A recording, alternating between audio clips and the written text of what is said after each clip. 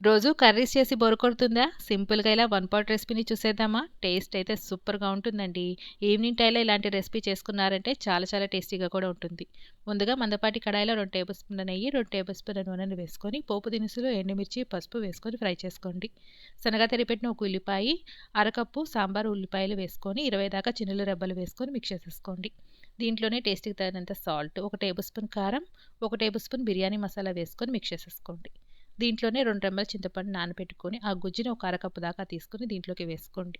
కప్పుతో అయితే రైస్ తీసుకున్నామో, అదే కప్పుతో కప్పునన్ని నీళ్ళను కానీ, లేదా కొబ్బరి పాలను కానీ తీసుకొని వేసుకొని, దీంట్లోనే కొద్ది కొత్తిమీర జల్లేసేసుకొని, రోలింగ్ బాయిల్ అయ్యేటప్పుడు నానబెట్టుకున్న రైస్‌ని దీంట్లోకి వేసుకొని, 10 నిమిషాలు హై ఫ్లేమ్‌లో, ఒక 20 నిమిషాల పాటు లో ఫ్లేమ్‌లో కుక్ చేసేసుకుంటే ఎంతో టేస్టీగా ఉండే ఈ పలావ్ రెసిపీ రెడీ అయిపోతుందండి. టేస్ట్ అయితే చాలా చాలా బావుంటుంది.